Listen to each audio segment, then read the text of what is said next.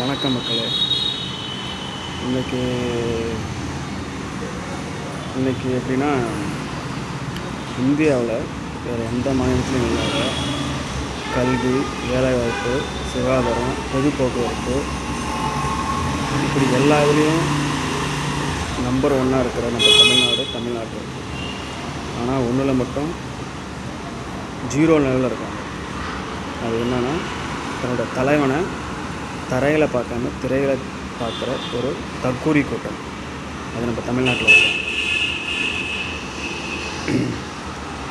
எல்லாத்துலேயுமே பின்தங்கி இருக்கிற வட மாநிலத்தில் பீகார், ஒரிசா, பாட்னா இப்படி உள்ள ஒரு மாநிலத்திலேயே தன்னுடைய தலைவனை திரையில் பார்க்க மாட்டாங்க, தரையில் தான் பார்ப்பாங்க.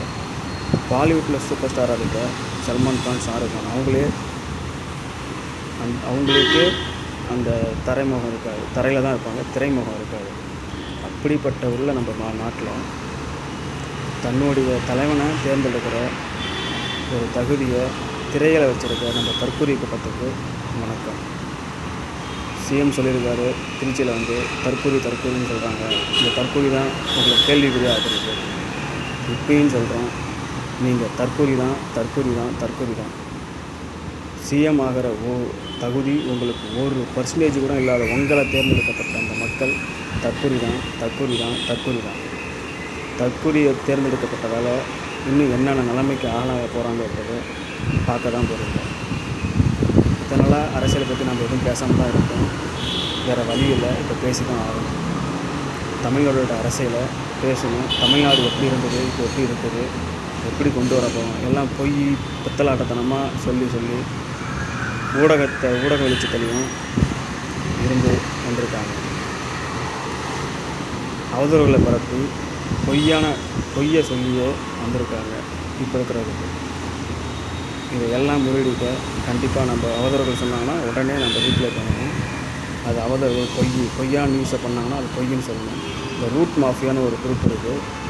அது மிகப்பெரிய அம்பலப்படுத்தினதை அது மிகப்பெரிய ஒரு பொய் அவதூறை பரப்பிட்டுருக்கு. அது நம்மளை காப்பாற்றிக்கணும்.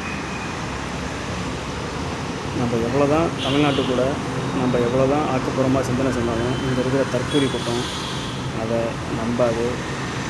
அது அவங்க எப்படி எதை வேணாலும் பண்ணலாம், எப்படி வேணாலும் சொல்லலாம், அந்த தற்கூரி கூட்டம் நம்புது.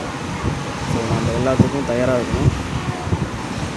அரசியலை புதுமைப்படுத்தணும், அரசியலை தெளிவாக கொண்டு போய் சேர்க்கணும். தற்கூரிகளுக்கு எப்போவுமே பதிலடி கொடுத்துக்கிட்டே இருக்கணும். நன்றி, வணக்கம்.